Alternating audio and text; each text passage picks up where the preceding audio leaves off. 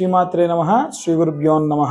ద్వాదశ రాశుల వారికి కూడా అక్టోబర్ 16 నుండి అక్టోబర్ 31వ తారీఖు వరకు ఎలా ఉండబోతుంది, ఎలాంటి పరిస్థితులు ఉంటాయి, ప్రత్యేకంగా ఈ యొక్క అక్టోబర్ 16 నుండి 31 మధ్యలో గురు గమనం అనేటువంటిది కర్కాటకంలోకి వస్తుంది. ఎప్పుడైనా సరే గురువు ఈ యొక్క బుధుడిల్లు విడిచి ఇక్కడికి వచ్చినప్పుడు చాలా ప్రశాంతత పొందుతారు. ఎందుకంటే ఇక్కడ ఉండేటువంటి ఈ యొక్క స్థానాన్ని సింహలగ్నము, సింహరాశి అని అంటారు. ఈ సింహరాశి రాజు, ఇక్కడ ఉన్నటువంటిది మంత్రి లేదా రాణి అని అంటారు. ఎప్పుడైతే గురువు రాజు యొక్క సామ్రాజ్యం కింద పరిగణలోకి తీసుకుంటారు కుండలిలో, అందులోకి వచ్చినప్పుడు ఒక రాజ్య గురువు ఎంత ప్రశాంతత పొందుతాడు, ఒక టీచరు మర్యాద ఇచ్చే వాళ్ళ దగ్గరికి వెళ్తే ఎంత ప్రశాంతత పొందుతారు, అంత ప్రశాంతత ఈ యొక్క 15 రోజుల్లో అందరూ కూడా పొందొచ్చు. సో ఆ ప్రకారంగా గురు గమనం మారుతుంది. ద్వాదశ రాశుల వారికి ఎలా ఉండబోతుంది, ప్రత్యేకంగా మనం గత పక్షంలో చెప్పుకున్నట్టుగా ఈ పక్షంలో కూడా అందరూ కూడా వారి యొక్క లక్షణాలు, వారి యొక్క మనస్తత్వాలు ఎలా ఉంటాయి అనేటువంటి విషయాన్ని ఇప్పుడు మనం తెలుసుకుందాం. తదుపరి వృషభ రాశి. వృషభ రాశికి సంబంధించి ఈ యొక్క అక్టోబర్ 16వ తారీఖు నుండి 31వ తారీఖు వరకు ఎలా ఉండబోతుందనే విషయాన్ని ఇప్పుడు మనం తెలుసుకుందాం. ముఖ్యంగా వృషభ రాశి అనగానే శుక్రుడు యొక్క గమనం అనేటువంటి దాన్ని మనం పరిగణలోకి తీసుకోవాలి. ఎందుకంటే ఆయన రాశ్యాధిపతి శుక్రుడు, ఆయనకు కావాల్సింది ట్రాన్స్పరెన్సీ అండి. ఎవరైనా సరే ఉన్న విషయం ఉన్నట్టు చెబితే ఆ నిమిషం కోపం వచ్చినా సరే వాళ్ళు తరువాతకి ఆ యొక్క కోపాన్ని ప్రకటించకుండా కొంచెం కూల్ అవుతారు. అబద్ధం చెబితే వీళ్ళకి అస్సలు నచ్చదు. ఎందుకంటే వీళ్ళకు ట్రాన్స్పరెన్సీ ఆయన మంత్రంలోనే ఉంటుంది. స్ఫటిక వర్ణం, స్ఫటిక గంధం, స్ఫటిక పుష్పం, స్ఫటిక మాల్యాం భరధరం, స్ఫటిక ఛత్రధ్వజ పతాకా విశోభితం. ఇలా ఈయన యొక్క ఉండేటువంటి స్థానాలు కూడా చూడండి. ప్రాగ్ దిగ్భాగే అంటే కరెక్ట్గా తూర్పు భాగంలో ఉంటాడు. అక్కడ ఇంద్రుడు, సూర్యుడు యొక్క గమనాలు అధికంగా ఉంటాయి. కాబట్టి మొత్తం మీద ఈ శుక్రుడు సూర్యుడికి అలాగే ఇంద్రుడికి ఒక రాయల్, ఒక ట్రాన్స్పరెన్సీ, కట్టుదిట్టమైనటువంటి ఒక హంబుల్నెస్ కలిగినటువంటి వాళ్ళు, గ్రాటిట్యూడ్ చూపించే వాళ్ళు ఎక్కువగా ఉంటారు. అందులో భాగంగా అయితే ఇప్పుడున్న గోచారంలో శుక్రుడు బాలేడు కాబట్టి వీరు సాధారణంగా ఏంటంటే ఈ గ్రహ సంచారాలు, ఈ వీళ్ళ రాష్ట్రాధిపతుల యొక్క గ్రహ సంచారం బాగాలేకపోతే వీళ్ళ యొక్క స్వీయ స్వభావాలు అనేటువంటివి మారుతూ ఉంటాయి. అంటే ఏదో తెలియని ఒక లోనెస్ ఉండడం, అనవసరంగా ఏది మాట్లాడినా ఒక వైరాగ్య ధోరణిలో మాట్లాడడం, నాకు ఏది వద్దు ఇలాంటి ధోరణిలో మాట్లాడడం అధికంగా జరుగుతూ ఉంటుంది. వృషభ రాశిలో ఉన్న వారికి 11వ ఇంట శని, 10వ ఇంట రాహు. ఎందుకంటే వెనక్కి వస్తున్నారంటే చెప్తా. రాహువు శుక్రుడు ఎవరైతే ఈ అనుసంధానమై ఉంటుందో ఈయనకు సపరేట్గా రాహుకు ఇల్లు అంటూ లేదు. శుక్రుడు ఎక్కడుంటే అదే ఇల్లు. సో లాభస్థానంలో రాహు ఉన్నాడు. ఏమవుతుంది, రాహు కనుక లాభస్థానంలో ఉంటే వద్దు అంటున్నా కానీ క్రెడిట్ ఇస్తారు, అప్పిచ్చే వాళ్ళు ఉంటారు. ఇప్పుడు బాగానే ఉంటుంది, ఫ్యూచర్లో బాధపడతారు. తర్వాతకి మిమ్మల్ని చాలా మంచి వాళ్ళుగా షో చేస్తూ ఉంటారు మీ ముందు. ఇప్పుడు బాగా షో చేస్తారు, ఫ్యూచర్లో మళ్ళీ వాళ్ళే వచ్చి పీక మీద కత్తి పెట్టి అడుగుతారు. ఇలాంటి మెంటాలిటీస్ ఉంటాయి వాళ్ళకి. సో రాహు ఎప్పుడు దశమ స్థానంలో ఉండొద్దు, వీరికి అసలే ఉండొద్దు. ఇప్పుడు ఉన్నటువంటి కాలాన్ని చాలా బాగా, అసలు డబ్బులు ఎలాంటి అలా పుడతాయి, మీరు అప్పు తీసుకుంటారు, అన్నీ చేస్తారు. వన్ ఫైన్ డే మీ మీద మీకే కొంచెం బాధ కలుగుతుంది, జాలి కలుగుతుంది మీ మీద మీకు. అరే ఏంట్రా నేను అసలు ఇంత రోజుకి డబ్బులు ఇలా అప్పు చేస్తున్నాను ఏంటి, లేదా ఇలా ప్రవర్తిస్తున్నాను ఏంటి డబ్బు కోసం అనేటువంటి ధోరణి వస్తూ ఉంటుంది. అలాగే ఈ యొక్క వృషభ రాశిలో ఉన్నటువంటి వారికి ఇక్కడ 11వ స్థానంలో శని. ఈ 11వ స్థానంలో శని మీకున్నటువంటి స్నేహితులలో ఎవరితో అయితే మీరు అంతకు ముందు బాలేదు, మంచివాడు కాదు, అతను ఒక పెద్ద పర్వర్ట్ అన్నటువంటి వాళ్ళతో ఇప్పుడు మీరు తిరుగుతూ ఉంటారు. అసలు ఎవరైతే మీకు కరెక్ట్ కాదో వాళ్ళతోనే ఎక్కువ మాట్లాడడం చేస్తూ ఉంటారు. ఇవన్నీ కూడా ఏంటంటే ఇప్పుడున్నటువంటి గ్రహస్థితుల్లో ఈ 2 గ్రహాలకు సంబంధించినటువంటి విషయం. అందులో భాగంగా 3వ స్థానంలో గురువు. అన్నదమ్ములు, అక్క చెల్లెళ్ళు లేదా మీ కుటుంబ సభ్యులు, పిల్లలు ఎవరైతే ఉంటారో వాళ్ళు మిమ్మల్ని చాలా బాగా మంచిగా చూసుకుంటారు, చాలా బాగా అర్థమయ్యేటట్టుగా చెప్తారు. మీరు కూడా మీకు ఇవన్నీ వదిలిపెట్టి ఒక పక్కకు పెడితే మీకున్నటువంటి ఓన్ టాలెంట్ ఉంటుంది కదా, ఆ కమ్యూనికేషన్ స్కిల్స్, మాట్లాడే విధానం, ఇదంతా మీకు చాలా లాభపడుతుంది. అలాగే 4వ స్థానంలో కేతువు, ఎట్టి పరిస్థితుల్లో 4వ స్థానంలో కేతువు సాధారణంగా మంచిది కాదు, కానీ ఇప్పుడు ఉన్నటువంటి టైము ప్లేస్ అనేటువంటిది బాగుంది. కాబట్టి ఏదైనా సరే ఈ కేతువు మీకు ఇందాక చెప్పే కదా, అప్పులు ఇప్పిస్తాడు, బ్యాంకు లోన్స్ వస్తాయి. ఏవైనా సరే మీరు పని చేయాలనుకుంటే ఒక పక్క లాస్ అనేటువంటిది వస్తూ ఉన్నా లాభము, అప్పులు రావడము, ఇవన్నీ కూడా వస్తూనే ఉంటాయి. ఇప్పుడు బాగానే ఉంటుంది. ఇది ఒకసారి అలవాటైతే తర్వాత చాలా ఇబ్బంది అవుతుంది, బాగా డల్ అయిపోతారు. ఎప్పుడైతే విటమిన్ ఎం తక్కువైతే మనిషి డల్ అవుతాడు అంట. విటమిన్ ఎం అంటే ఏదో కాదు, మనీని ఎప్పుడు చూసేటువంటి వ్యక్తి కనుక చూడకపోతే బాగా లో అయిపోతారు. అలాంటి ఇబ్బందులు ఉంటాయి. అలాగే ఈ యొక్క వృషభ రాశిలో ఉన్నటువంటి వారికి 5వ స్థానంలో శుక్రుడు, లవ్ బ్రేకప్స్, ఇది ఒక బాధ. అలాగే భార్యతో కూడా ఒక ఉంటున్నాము అంటే ఉంటున్నాం తప్ప ప్రాపర్ రిలేషన్షిప్లో లేము అనేటువంటి ధోరణి కూడా కనిపిస్తూ ఉంటుంది.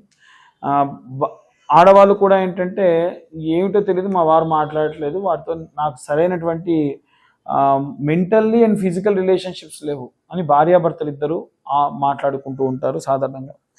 అలాగే 6వ స్థానంలో సూర్యుడు, బుధుడు, కుజుడు. సూర్యుడు ఎప్పుడు కూడా 6వ స్థానంలో బాగాలేకుండా వక్రగతిలో ఉంటే ఇండిసిప్లిన్డ్గా ఉంటారు, పనులు ఏవి ప్రాపర్గా కావు. సో ఎట్టి పరిస్థితుల్లో చాలా జాగ్రత్తగా ఉండండి, పనులు ప్రాపర్గా ప్లాన్ చేసుకోండి. బుధుడు బాగున్నాడు, బిజినెస్ బాగా రన్ అవుతుంది, ఎటువంటి డౌట్ లేదు. 28వ తారీఖు వరకే బిజినెస్లు చేసే వాళ్ళందరికీ కూడా బాగుంటుంది.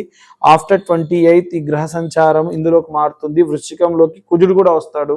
అప్పుడు ఏమవుతుందనంటే భూ సంబంధిత వ్యాపారాలు చేసే వాళ్ళకు బాగుంటుంది, మీడియేటర్షిప్ చేసేటువంటి వాళ్ళకు బాగుంటుంది, భూమిని నమ్ముకొని భూమి అమ్మాలనుకునే వాళ్ళకు కూడా అనుకూలంగా ఉంటుంది. వీటితో పాటుగా రైతులకు, చేతి వృత్తులకు, కుల వృత్తులు చేసే వాళ్ళకు కూడా ఆఫ్టర్ 28 ఇది బాగుంటుంది. ఎప్పుడు కూడా కుజుడు ఎక్కువ రోజులు ఒక చోట స్థిరంగా ఉండడు. ఆయన ఫాస్టెస్ట్ మూవింగ్ ప్లానెట్ కాదు, బాగా ఫాస్ట్గా చాలా తొందరగా నడిచేటువంటి గ్రహం కానప్పటికీ కుజుడు ఏంటంటే ఇచ్చేటువంటి కారకత్వములు చాలా డిఫరెంట్గా ఇస్తూ ఉంటాడు. కాబట్టి చాలా జాగ్రత్తగా ప్లాన్ చేసుకోండి. ఇప్పుడు నేను చెప్పిన ఎలిమెంట్స్లో ఏమున్నా సరే, ముఖ్యంగా ఉద్యోగస్తులకు చాలా బాగుంది ఈసారి, రాజకీయ నాయకులకు బాగాలేదు, అలాగే సినిమా వాళ్ళకు బాగాలేదు, ఈ 28వ తారీఖు వరకు కూడా బాగాలేదు, 16వ తారీఖు నుండి. అలాగే ప్రత్యేకంగా గవర్నమెంట్ ఎంప్లాయీస్కి కూడా బాగాలేదు, వాళ్ళకు వచ్చేటువంటి జీతాలు భత్యాలు కూడా ఆగొచ్చు. కాబట్టి చాలా జాగ్రత్తగా అన్ని ప్లాన్ చేసుకోండి. ఇక అన్ని వర్గాల వారికి కూడా మనం ఎలాంటి మంత్రం చదవాలనేటువంటి రెమెడీస్ తెలుసుకుందాం. సాధారణంగా ఇవన్నీ గోచార రీత్యా చెప్పే విషయంలో మాత్రమే. ఎవరికైనా సరే ఇన్ డీటెయిల్డ్గా వాళ్ళ జాతకం ఎవరికైనా కావాలి అనుకుంటే కనుక కింద ఉన్న నెంబర్కి కాంటాక్ట్ చేయండి. చాలామంది వీడియో చూస్తున్నారు కానీ లైక్ చేయట్లేదు, సబ్స్క్రైబ్ చేయట్లేదు కదండి. కొంచెం సబ్స్క్రైబ్ చేస్తే మాకు కూడా కొంచెం ఎంకరేజ్మెంట్గా ఉంటుంది. దయచేసి కొంచెం అందరూ కూడా సబ్స్క్రైబ్ చేయండి. ఇక అందరూ కూడా ఏ మంత్రం చదవాలి అనేటువంటి విషయాన్ని, ఎలాంటి రెమెడీస్ తీసుకునే విషయాన్ని ఇప్పుడు మనం తెలుసుకుందాం. ఇప్పటి వరకు మనము అక్టోబర్ 16వ తారీఖు నుండి 31వ తారీఖు వరకు ఉన్నటువంటి గ్రహ సంచార రీత్యా అన్ని విషయాలు కూడా చెప్పడం జరిగింది. విశేషంగా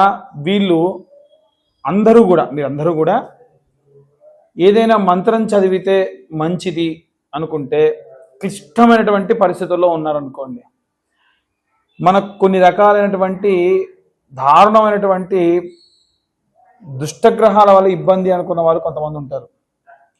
ప్రత్యేకంగా చేసుకుంటే ఆరోగ్యరీత్యా బాగుండదు, ఆర్థిక రీత్యా బాగుండకుండా కొంతమంది ఉంటారు. వీటన్నిటికీ సంబంధించి హనుమద్ భడబారణ స్తోత్రం అని ఉంటుంది. ప్రతిసారి నేను రాసి కింద డిస్క్రిప్షన్లో ఇస్తున్నా, ఇవన్నీ చెప్తున్నా కదా, నిజంగా చెప్తున్నానండి. హనుమద్ భడబారణ స్తోత్రం కనుక ఎవరైనా ఒక్కసారి వినండి, జస్ట్ ఇంకా వీలైతే యూట్యూబ్లో హనుమద్ భడబారణ స్తోత్రం బై రస్రాజ్ మహారాజ్ అని ఒక ఆయన ఉన్నాడు. ఆయన ఓం హం హం హం హం హనుమంత ఇలాంటివి షార్ట్స్లో చాలా వచ్చి వినుంటారు మీరు. ఆ గొంతుతో పాడతాడు, అద్భుతంగా ఉంటుంది. మీరు ట్రావెలింగ్లో ఉన్న రోజు ఒకసారి అది విన్నా చాలా మంచి ప్రశాంతత లభిస్తుంది. ఎన్నో అద్భుతమైనటువంటివి ఉన్నాయి, కానీ హనుమద్ భడబారణ స్తోత్రం అనేటువంటిది చాలా మంచి శక్తినిస్తుంది. ఒకటి. రెండవది, ఆడవాళ్ళు నిత్యము కూడా దుర్గా కవచం చదవండి. మీరు ఒకవేళ డేట్లో ఉన్నప్పటికీ మనసులో ఆ యొక్క దుర్గా కవచం పఠనం ఒకసారి చేయండి, చాలా మంచి సత్ఫలితం ఉంటుంది. బయటికి చదవద్దు డేట్లో ఉన్నప్పుడు, మనసులో స్మరించవచ్చు, ఎటువంటి సందేహం లేదు, దోషం లేదు. నిత్యము కూడా ఒకసారి దుర్గా కవచం పొద్దున మధ్యాహ్నం సాయంత్రం చదివితే చాలా మంచిది. డబ్బు పరంగా చాలామంది అడుగుతున్నారండి, మాకు డబ్బు అండి, డబ్బు అండి, డబ్బు కావాలండి, డబ్బు కావాలండి. రెండే విషయాలు, మీరు ఐశ్వర్యవంతులు కావాలా, ధనవంతులు కావాలా? ఐశ్వర్యవంతులు అంటే సంపాదించిన సంపాదన ఇంటి దాకా రావడం, అప్పులు కాకపోవడం, కడుపు నిండా తినడం, కంటి నిండా నిద్రపోవడం, వీలైతే ఒకరికి ఇచ్చే స్టేజ్లో ఉండడం. దీన్ని ఐశ్వర్యవంతుడి లక్షణం అంటారు. పిల్లా పాపలకు లోటు లేకుండా మంచిగా ఇంటికి రాగానే పిల్లలు మంచిగా ఆనందంగా సంతోషంగా ఉండడం, ఏ రోగాలు లేకుండా ఉండడం. మరి ధనవంతులు అంటే రోగాలు ఉంటాయి, రొస్తులు ఉంటాయి, భార్యాభర్తలు కలిసి ఉండరు, డబ్బు మాత్రం మెండుగా ఉంటుంది, కడుపు నిండా తినలేడు, కంటి నిండా నిద్రపోలేడు, డబ్బు ఏమవుతుందో, ఎవడు కొట్టేస్తాడో, ఏమవుతుందో ఆలోచనలతోనే వచ్చిపోతాడు. మనం ఐశ్వర్యవంతులం అవుదాం, ధనవంతులం కాదు. ఐశ్వర్యవంతులు అవ్వాలంటే ఏం చేయాలండి అంటే, నిత్యము కూడా మహాలక్ష్మి అమ్మవారి యొక్క అష్టోత్తర శతనామావళి అని ఉంటుంది. ఈ అష్టోత్తర శతనామావళి ఉదయము, మధ్యాహ్నము, సాయంత్రం పారాయణలాగా పారణ చేయండి.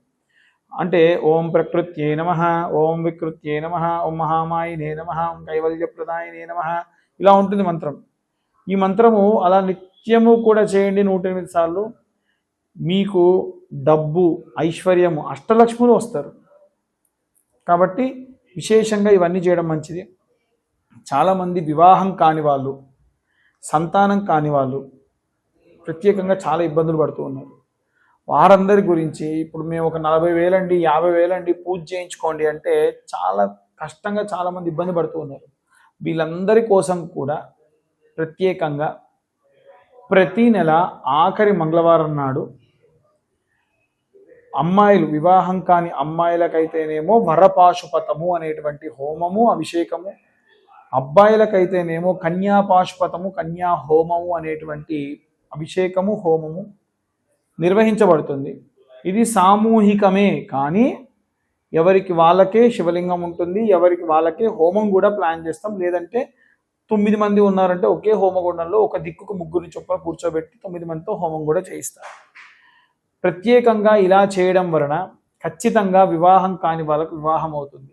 సంతానం కాని వాళ్ళకు కూడా సంతాన పాశుపతం అని ఉంటుంది. సంతాన పాశుపతం శివుడికి అభిషేకం, తర్వాతకి హోమం కూడా ఉంటుంది.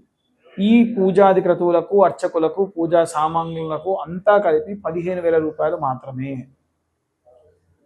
ఇవి అర్చకుల యొక్క, అంటే 2 అర్చకులకి, సామాగ్రికి అంతా కూడా ఇందులోనే తీసుకోవడం జరుగుతుంది, వేరే తీసుకోం. ఈ నెల అయితే అక్టోబర్ 28వ తారీఖు ఉంటుంది. ఆసక్తి కలవారు ఎవరైనా సరే కింద ఉన్న నెంబర్కు కాంటాక్ట్ చేసి మీరు ఈ యొక్క పూజలో పాల్గొనవచ్చు. సర్వే జనా సుఖినో భవంతు. స్వస్తి.